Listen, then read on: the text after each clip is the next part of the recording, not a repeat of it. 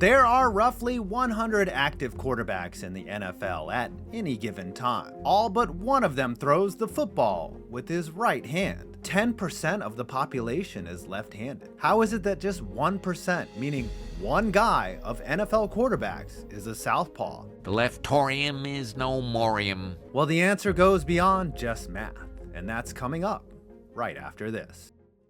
Look, if you've been around this channel, y'all know me. I love three things: sports, staying in shape, and below-the-waist grooming. And yeah. Now I'm gonna hit you with a huge announcement. My longtime sponsor, Manscaped, is expanding their product line beyond the groin. I've actually been waiting for this. The Ultra Premium Collection, which includes body wash with refined cologne scent, hydrating body spray, aluminum-free deodorant, moisturizing lip balm, and for those that aren't follically challenged like me, 2-in-1 shampoo and conditioner. Yes, now you can incorporate Manscaped shower products with you at the gym so you can kill that workout and then not smell like afterwards. My absolute favorite is the new body wash. It goes on smooth and smells freaking great. It's infused with aloe vera and sea salt to keep that man skin from crackling. You can get the Ultra Premium Collection by going to manscaped.com/5-points and get 20% off your order and free international shipping. Plus, if you sign up for the Peak Hygiene Plan, you can get all these products replenished on your schedule and right to your door. Again, that's manscaped.com/5-points from the link below to get 20% off your order and free international shipping. Manscaped.com, the leader in men's grooming. Now, beyond the groin.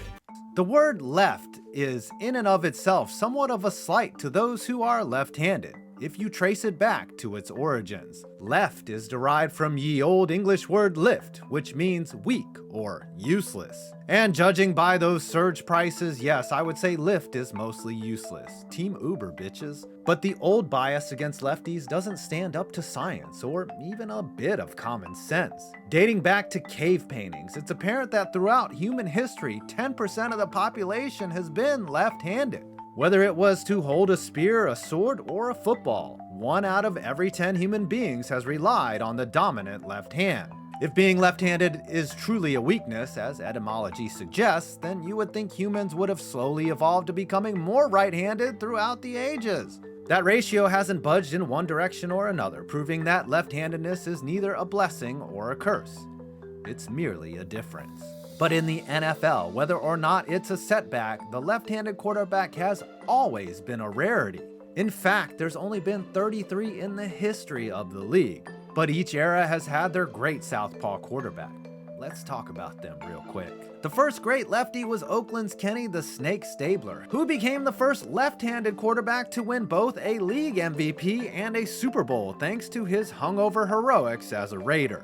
The same year Stabler retired, Boomer Esiason was drafted by the Bengals, leading them to the cusp of their first Super Bowl title in 1988, capturing an MVP in the process. Esiason was followed by the great Steve Young, who picked up an MVP, 3 rings, and retired as the highest-rated passer of all time. It was 1995 that saw the peak of left-handed passers, when 12% of all NFL passing yards came off the hands of lefties like Young, Esiason, and Scott Mitchell.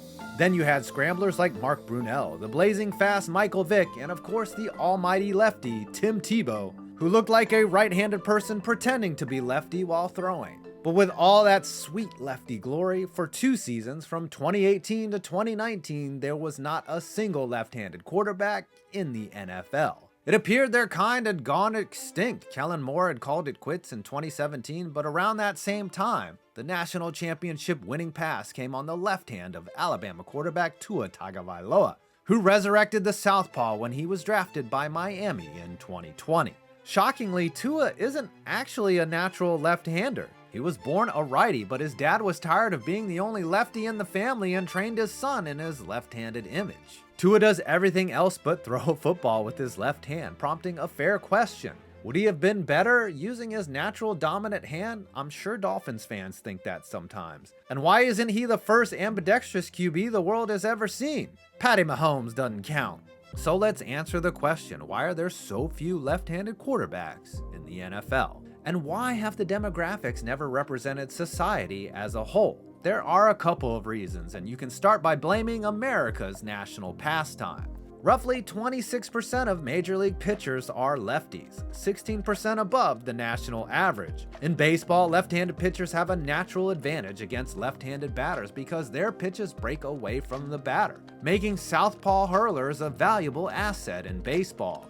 I think all the smart lefties went and played baseball, lefty Kellen Moore told Eric538.com. The sport is kind of designed for them. There's a little more lefty influence in that sport, except for in the middle infield and third base. In a sport where 40% of at-bats are taken from the left side, it's imperative to scout talented left-handed arms and pay them accordingly.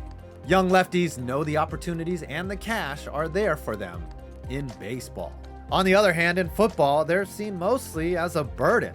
And why is that? It actually comes down to X's and O's. In football, coaches have to flip their pass plays to accommodate left-handed quarterbacks. That means routes, protections, everything has to be set up and executed differently. And if you're not an exceptional quarterback, that's an unnecessary inconvenience for too many offensive coaches.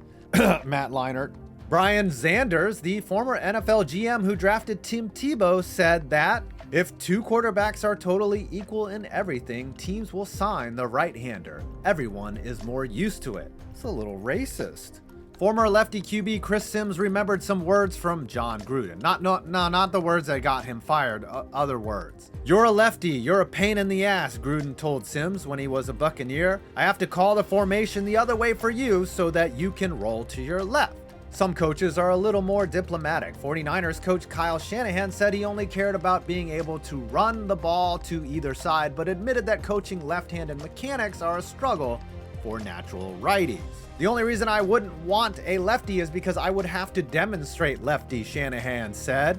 I get that. It's not a detriment to be a left-handed quarterback in a vacuum, but it is a detriment in a world where almost everyone else is seeing the playbook through a one-sided lens. If you're just an average player, you'll lose out to a righty with the same abilities. Whether that's right or not, that's the reality of the NFL. Likewise, youth coaches struggle with adapting to a lefty, which can stunt growth from an early age, weeding out young southpaws or encouraging them to switch to a new position, like tight end or baseball. Am I right, Timmy Tebow? There's more to this than just coaching and play calling. Receivers have to do some adjusting as well. A football rotates counterclockwise towards the receiver when it comes off a quarterback's right hand. When it comes off of the left hand, the football rotates clockwise. Doesn't make it harder to catch a left-handed pass, it just makes it an adjustment.